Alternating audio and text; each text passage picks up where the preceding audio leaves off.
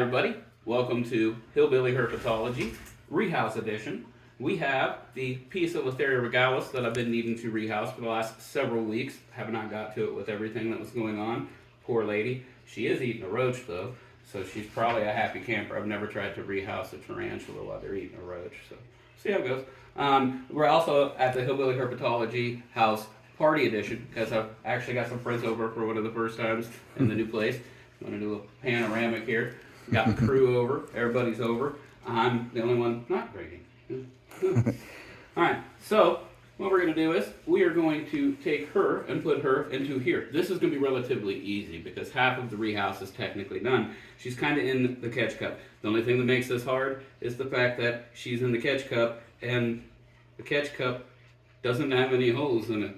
So I don't have a way to poke her up out of the catch cup. So it's going to be a little bit dicey because I'm going to have to kind of do this number to get her out of there. Alternatively, I could just open this up and leave this in here and not have to mess with one of the fastest tarantulas in the world. But where's the fun in that? Okay, so here we go. I'm just going to tip that way there because I want her to go back here. And I'm going to angle this to where my hand is up here because I want to stay away from her business parts here. And I'm just going to gently touch her.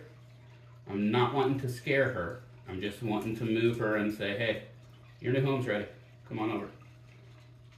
Okay, so she feels the paintbrush there. She might snap at the paintbrush. Oh, she doesn't want to come out. Maintaining the contact. She's out. And there we go. You want to come around this way so that you can show her inside of the glass. Now, she's not in the hidey hole, which is ideal, so I'm going to go ahead and shut it up. But that is a successful housing of the Pisa Lotharia regalis. And then you just go ahead and stop it. All right. Now we have the Carabina versicolor. It's not that she's too big for her enclosure, it's that I've been saying for a long time, as beautiful as this girl is, she needs a better enclosure where she's more visible. This, I'll be able to have a 360 angle view of her at all times, and it has great cross ventilation, which the Carabina versicolors used to suffer from sudden avicularia death syndrome, or SADS, and the reason for that was because everybody thought they had to be super moist, which they do like moisture, but the problem was they didn't have proper cross ventilation, which made them stagnate the air in their enclosures and they would practically suffocate to death.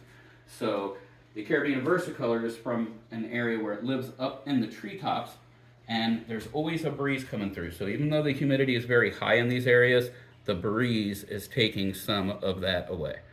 So the Carabina versicolor is a jewel of a tarantula. As a sling, they are bright turquoise blue.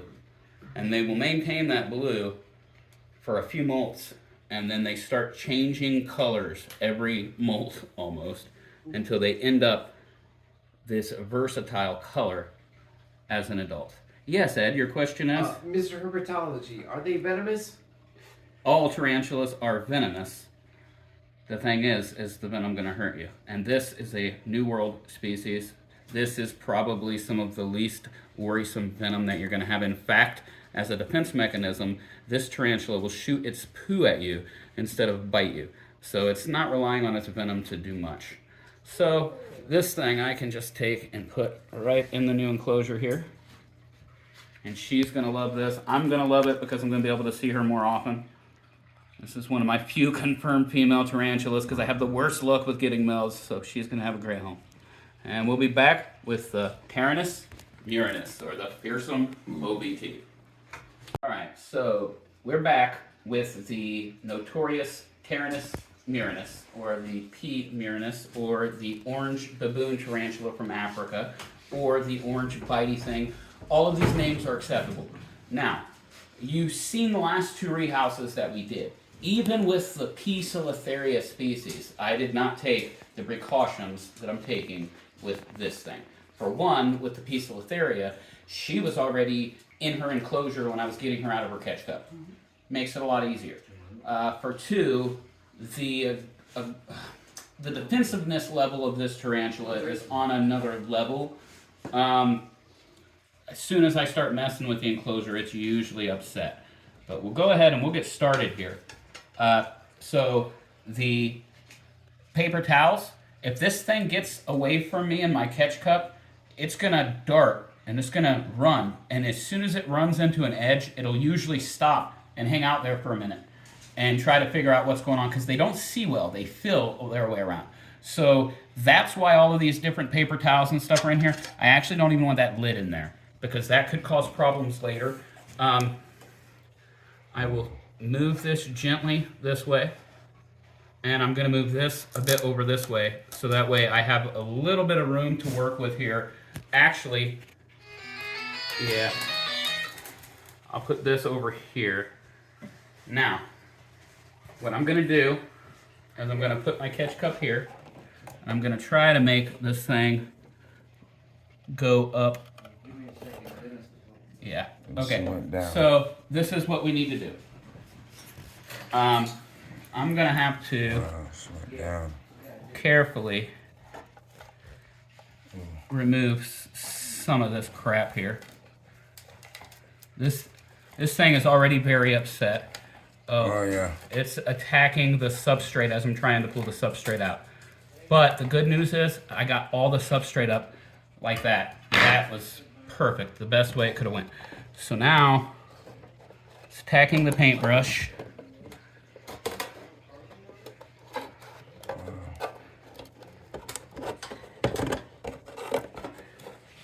I want you to go up here into the catch cup, man. Up into the catch cup. Yep, there you go. This is what I want. This is what I want. Up into the catch cup. Yeah, I know you're upset. I know. If you go up there, we'll be done. So as you can see, my catch cup is the perfect size to not really let this thing out. As long as I watch it on the side that my paintbrush is on, I'm fairly safe as it to not get to me. But it's not cooperating at all. Let me try to be more gentle. I'm a little bit stressed with this rehouse too. So you just try to work a little more gentle here and see if we can coax this thing up the side. There we go. See, as soon as I'm more gentle, this thing is going to have a tendency to be more gentle. I was a little bit too excited. So now we're going to come over here.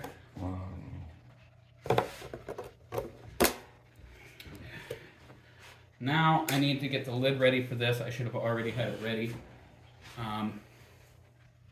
Wow. I'm back with the freshly washed lid. Now, the point of having this here is so that way, hopefully, when this thing goes in, it's going to want to go and hide. So I'm going to touch it with the paintbrush here. There we go. That was the point of having built a pre-made hide, so it goes straight into that. If you do that, usually getting them out of the bottle is not going to be so hard. So much spicier than it needed to be, but that was my fault. You guys seen right there on camera. When I calmed down, the tarantula calmed down. That was an important lesson for everybody to learn right there. I mean, I'm shaking a little bit. Like, these guys are a spicy little ball of fire, and if you treat them with respect and you slow yourself down and stay calm, they will react a lot better to your presence. So I'll put a water dish in here, and we will put a little water up in here. Will you hand me that, please, bud?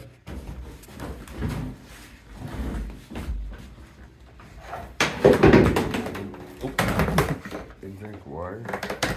Yeah, this is an arid species, so you don't want the dirt to be very moist, but you do want to have a water dish in here just in case they want to drink water occasionally. They get most of their moisture from their food, but doesn't hurt to have a water dish in there. All right, and that's our rehouses for the evening, guys. I appreciate you stopping into Hillbilly Herpetology. Like, subscribe, comment. We'll be back here the next time, and hopefully Erica will be back here with us. For tonight, we had a stand-in just because It's in the middle of the night. This is literally like 1 or 2 o'clock in the morning. So we had a stand-in tonight, but he'll be back here soon, and you guys come back and see us soon.